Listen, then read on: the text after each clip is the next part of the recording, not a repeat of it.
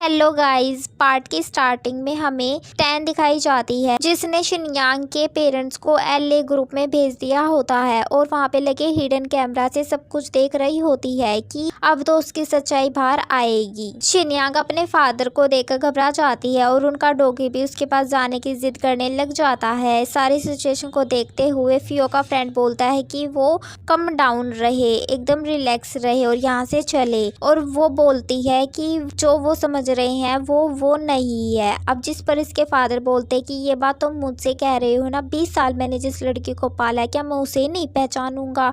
लेकिन ये उसे इग्नोर करके वहां से जाने लग जाती है। तो जो उसका डॉगी होता है वो फादर का हाथ छुड़ाकर उसके पीछे जाता है, लेकिन बीच में फियो का दोस्त आ जाता है तो वो उसके बम्प पर काट लेता है, जिससे देखने के लिए रिलैक्स करने के लिए सब लोग आ जाते हैं।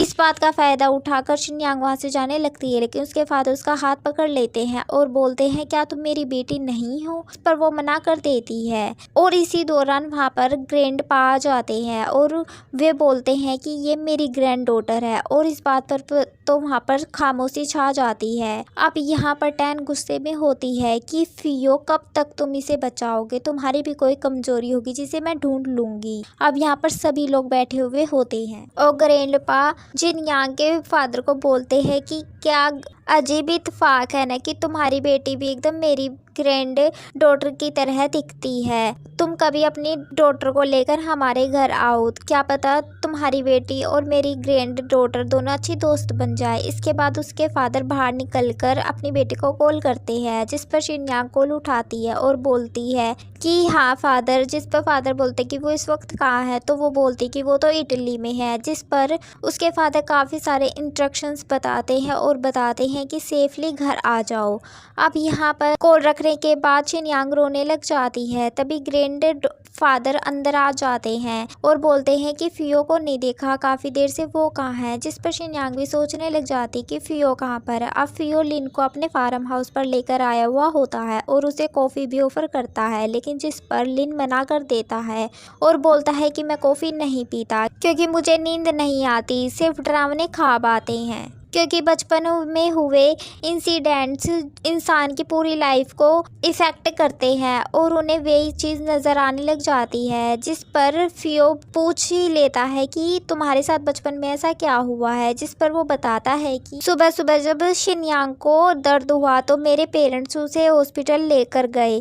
उसके जाने के बाद उसकी फैमिली का एक्सीडेंट हो गया, जिसमें उसके फादर की तो डेथ हो गई और मॉम लापता थी और भाई भी लापता था। और ग्रैंडफादर ने उसे कहीं दूर अब्रोड भेज दिया, कोई भी नहीं जानता था कि वो कहाँ पर है। फिर अचानक वो तुम्हारे साथ आती है और उसका सरनेम भी बदला हुआ होता है, लेकिन इस बात से बिल्कुल भी फर्क नहीं पड़ता। लेकिन तुमने अपनी जिम्मेदारी किसी मासूम लड़की के ऊपर डाल दी। इस पर फ्यू चिढ़कर बोलता है कि क्या कहा तुमने, एक बार दोबारा बोलना। जिस पर लिन बोलता है कि अगर हिम्मत है तो अपने फिंगर के रिंग उतार कर दिखाओ। जिस पर फ्यू रिंग उतारता है तो उस पर वही चोट का निशान होता है जो कि शिनयांग के भाई के होता है।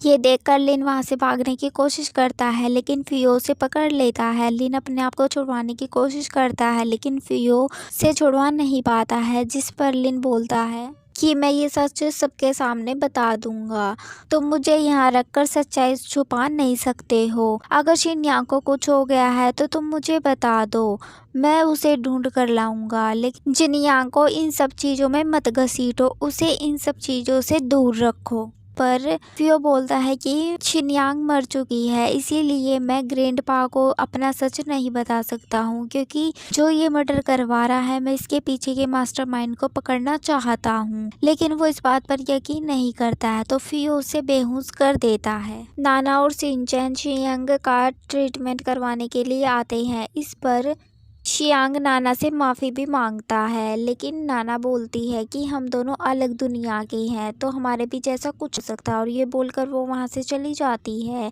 इसके बाद हमें शिनयांग दिखाई जाती है जो कि ग्रैंडपा के पास आकर बैठती है और प्लांट्स के बारे में बातें करने लग जाती है। लेकिन जिस पर ग्रैंडपा बोलते हैं कि नहीं, यहाँ पर फूल नहीं खिलेंगे क्योंकि यहाँ पर सनलाइट नहीं है। अब यहाँ पर शिनयांग बोलती है कि नहीं, ग्रैंडपा यहाँ पर प्लांट जरूर खिलेंगे और दोबारा से जाकर प्लांटिंग करने लग जाती है। और थोड़ी देर बाद वहाँ पर फियो आता है और वो भी उसकी मदद करवाने लग जाता है। नेक्स्ट मॉर्निंग टैन उनके घर पर आती है और अपने भाई की तरफ से माफी मांगने लग जाती है और ग्रैंडपा से चिकड़ी चुपड़ी बातें करती है। इसके बाद सभी बैठकर खाना खा रहे होते हैं, जिसमें कि दिखाया जाता है कि मैंगो की डिश होती है। दूसरी तरफ नाना की फैमिली भी खाना खा रही होती है और वो भी मैंगो खा रही होती है।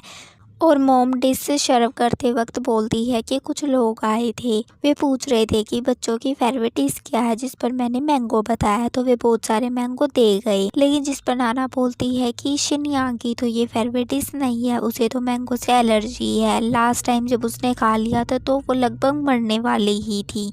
यहाँ पर शिनयांग एक बार तो बहुत बुरी तरह से डर जाती है। यहाँ पर दूसरी तरफ हमें फियो का दोस्त दिखाया जाता है, जो कि देखता है कि डॉक्टर तो जख्मी पड़ा हुआ है। अब वो डॉक्टर के पास जाता है तो डॉक्टर बताते कि उन दोनों का डाटा खतरे में है, जाकर उसे बचाओ। अब वो जाता है तो वहाँ पर दो आदमी उन्हें चोरी करने के लिए आए हुए होते हैं, जिस पर फियो का दोस्त उनके साथ फाइट करता है। यहाँ पर शिनयांग के ऊपर किसी को शक ना हो इसलिए वो मैंगो खा लेती है, लेकिन खाते के साथ उसकी तबीयत खराब होने लग जाती है। वो ग्रैंडपा को रेस्ट करने का बोलकर वहाँ से चली जाती है और उसकी तबीयत खराब हो जाती है, जिसे फियो देख लेता है। फियो उसे तुरंत कमरे में लेकर आता है और उसे पानी के साथ परफ्यूम भी करके पिला देता है, जिससे कि उसे उल्टी हो जाती है और सारा मैंगो बाहर आ जाता है। अब वो उसे सुला देता है और आप भी उसके साथ सो जाता है। दूसरी तरफ फियो का दोस्त जख्मी हो गया होता है और वो अपने जख्म पर खुद ही मिट्टी कर रहा होता है।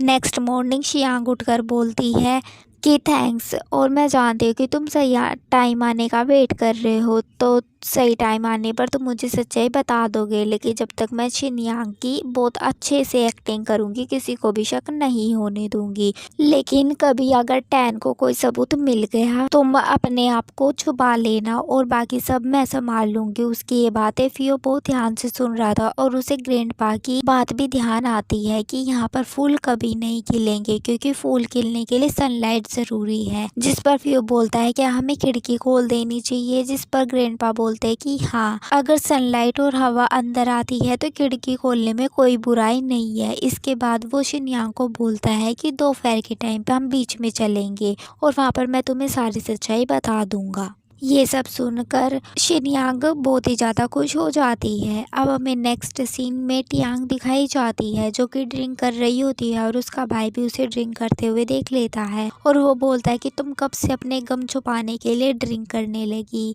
लेकिन जिस पर वो बोलती है कि मैं परेशान नहीं हूँ, मैं गुस्से में हूँ। जिस पर उसका भाई बोलता है कि तुम्हें किसने गुस्सा दिलाया, मुझे बताओ, मैं उसे छोड़ूंगा नहीं। तो जिस पर वो बोलती है कि जुआंग फैमिली का फियो, मुझे वो चाहिए।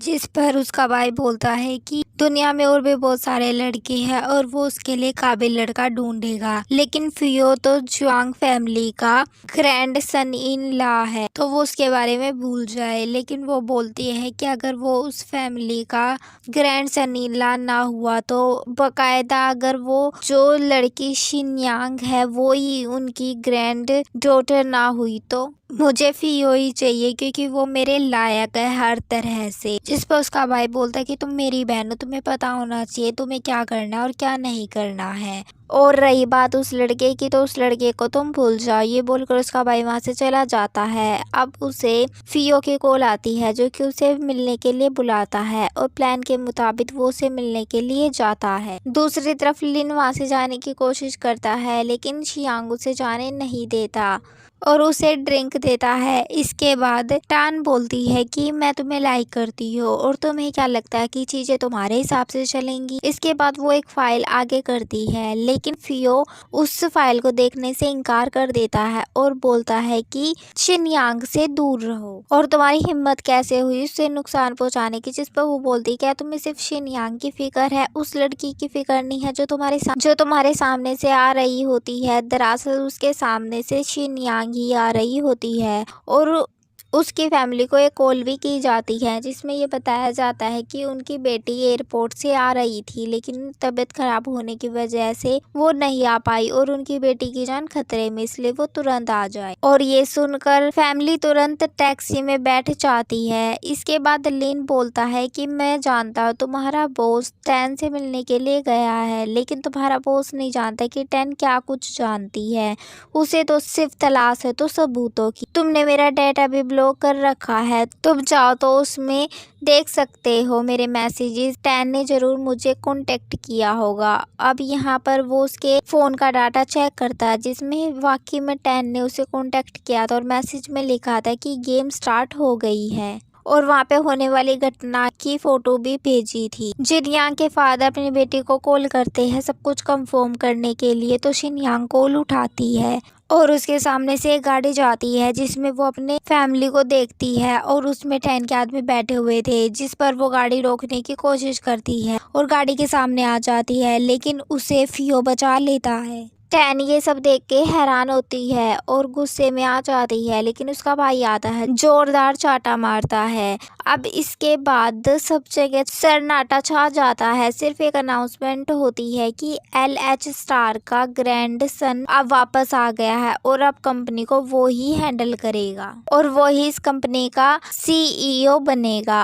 अब यहाँ पर हमें फियो दिखाया जाता है जो कि बेहोश पड़ी शिनयांग को जगाने की कोशिश कर रहा होता है और इसी के साथ हमारे इस पार्ट की एंडिंग हो जाती है। Thank you for watching and bye bye.